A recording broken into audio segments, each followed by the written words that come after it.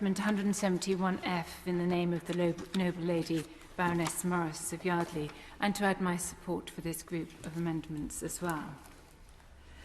It is already well established in both national and international law that parents have the right to raise their children and the duty to safeguard their well-being. It is also well established that this includes the obligation to ensure that their children receive a suitable education, and that this is then underpinned by a general presumption in law that except in cases where there is substantial risk of serious harm, parents do act in the best interests of their children.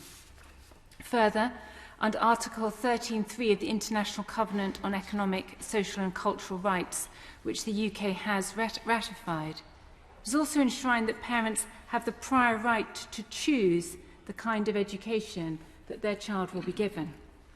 Many parents choose to exercise this right by delegating the education of their children in certain subjects to more qualified teachers in schools in order to provide them with the best education possible.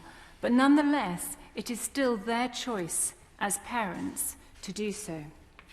It would follow then that to make this choice, as we've heard this afternoon, parents must be able to review all teaching materials in order to make a fully informed decision about the education of their children. This must include third-party curriculum resources. Many schools choose to make use of a wide range of these third-party resources, some of which are extremely useful. However, as Noble Laws are aware, there is increasing evidence from parents that schools are using third-party teaching materials which are often ideologically motivated and lack factual basis, particularly in relation to some relationships and sex education materials, as well as other contentious issues. As we've heard this afternoon, even more concerning is that some of these materials are being withheld from parents. Amendment 171F seeks to maintain the right of parents to view all teaching materials, not just the curriculum lesson titles.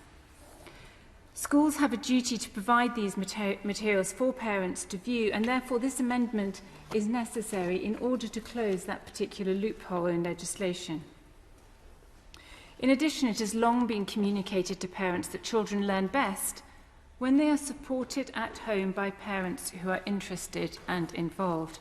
I can remember hours of testing my children on spellings, maths, history, and if parents cannot view and understand the materials their children are being taught, they're hampered in the ability and responsibilities to support their children in their education.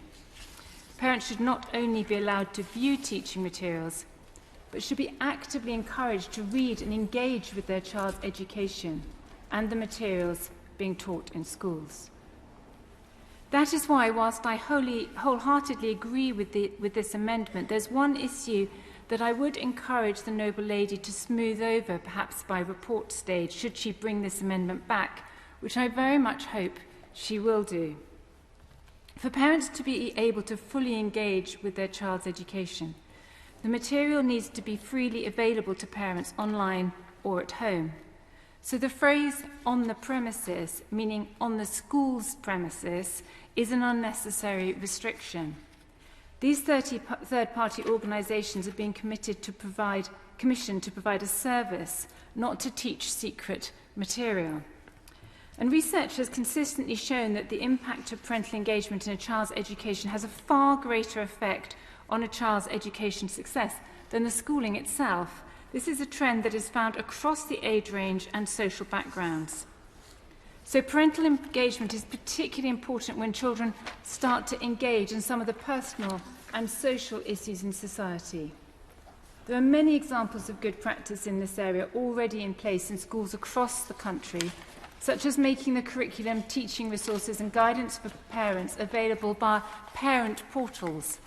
It would be fun to see some of this material taught on BBC Bite Size, for example. My lords, as parents, we have a duty to ensure that our children are receiving a high-quality education, but in order to fulfil that duty, we must retain the right to engage with the material that our children are being taught in schools. With one tweak in mind, Amendment 171F has my full support.